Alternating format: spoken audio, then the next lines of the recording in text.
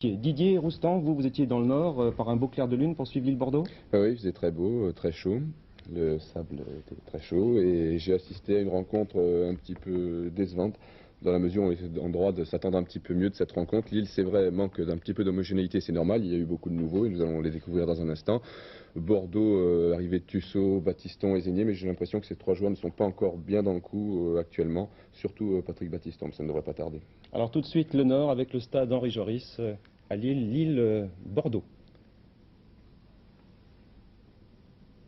J'ai à mes côtés Didier Christophe qui évoluait à Lille la saison précédente, ce qui n'est pas le cas de bon nombre de joueurs. Alors Didier, je vous allez me les présenter parce qu'il y en a pas mal que je connais pas d'ailleurs. On va commencer par Dusan Savic qui jouait à Rigon en Espagne, centre avant. On va passer à Claude Robin qui joue milieu de terrain ou arrière latéral qui vient de Besançon. Dominique Thomas qui vient de Vichy et qui joue arrière latéral gauche. Bernard Bureau qui jouait à Brest, ailier droit. Lucien Denis qui jouait à Auxerre, arrière droit. Boro Primorac qui jouait à Duke Split en Yougoslavie, qui joue stopper. Et Roger Ricor qui joue numéro 10 ou 11 qui vient de Monaco. Beaucoup de nouveaux donc, mais beaucoup de départs également. On le sait, nous sommes à la 23e minute de cette partie. Pour l'instant, on ne prend pas beaucoup de risques de part et d'autre. Dégagement de Didier Christophe. Donc pas pour longtemps, c'est Bordeaux qui va se créer la première occasion avec Zénier, Tussaud. Et finalement, le ballon qui passe légèrement à côté. Tussaud qui était très souvent au poste de milieu de terrain dans cette partie. Les défenseurs étant Battiston, Trésor, Rohr et Touvenel, le numéro 7, qui ici a laissé échapper Bureau.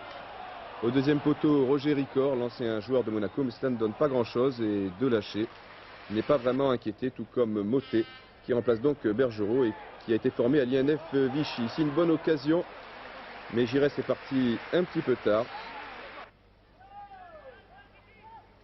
Un match pas vraiment passionnant pour l'instant. Primorac qui change bien là-bas sur Savic. Le ballon maintenant pour l'arrière gauche Thomas. Et là, regardez bien, Bureau, vous ne l'avez pas vu au départ du ballon, mais il n'était sans doute pas hors jeu. Avec beaucoup de sang-froid, il passe de lâcher. Touvenel s'était arrêté, pensant précisément au hors-jeu. Et donc c'est le premier but de cette rencontre. On ne peut pas vraiment dire contre le cours du jeu. On ne peut pas dire non plus que c'est mérité. Il n'y avait pas eu d'occasion très nette de part et d'autre pour l'instant, je vous l'ai dit. Toujours Thomas, mais là c'est la même action évidemment, vous l'avez reconnu. Ce n'est pas 2-0, c'est toujours 1-0, toujours le but de Bureau. Lille sur sa lancée va inquiéter Bordeaux à plusieurs reprises en fin de première mi-temps. Tout d'abord à la 37e minute, ici une bonne accélération de Planck, Savic en pivot et finalement Planck qui rate un petit peu son tir. Et puis une action de Bordeaux qui n'amènera pas grand chose, mais nous vous l'avons laissé pour vous montrer le festival Giresse. Voilà, il y avait 3 ou 4 joueurs blancs. Finalement, Tussaud au deuxième poteau, un petit peu fort pour Zénier. Le ballon n'est pas perdu, mais il y aura un corner qui n'amènera pas grand chose. Et on se retrouve en fin de première mi-temps. Bordeaux qui se reprend un petit peu. Ici, ce centre de Spech trouve la tête de Zénier. Le ballon qui passe assez nettement à côté tout de même. Donc à la mi-temps, 1-0 pour Lille.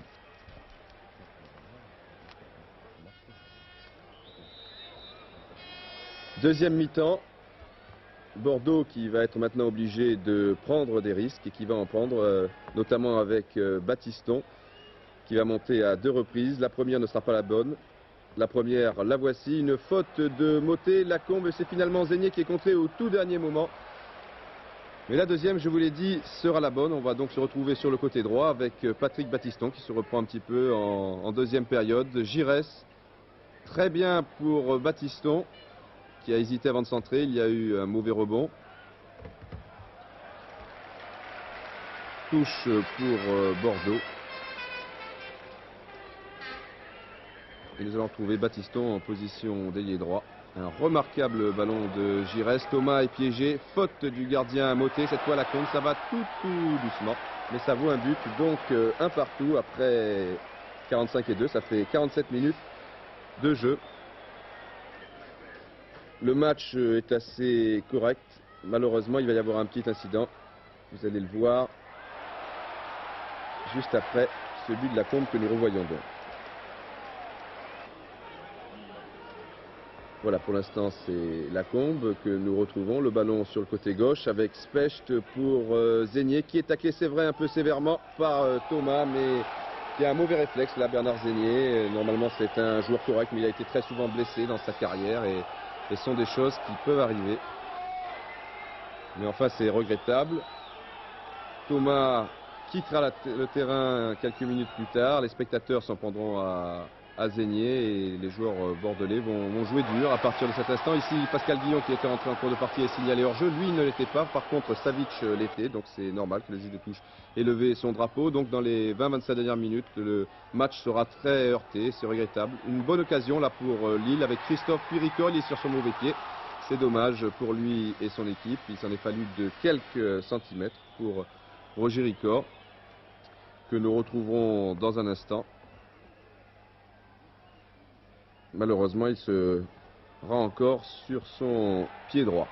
Faute sur Didier Christophe. L'arbitre laisse jouer. Tire donc de Ricor. Ça passe largement au-dessus. Et puis on termine cette partie avec une bonne montée de Marius Trésor, mais Motet, le gardien de but lillois, anticipera bien. Donc score final 1 partout. Objectif atteint pour les joueurs de Bordeaux. Néanmoins, j'ai l'impression que si Bordeaux joue toujours de la sorte, eh bien, il aura du mal à être champion de France cette année. Cette équipe, je crois, est capable de pratiquer un bien meilleur football.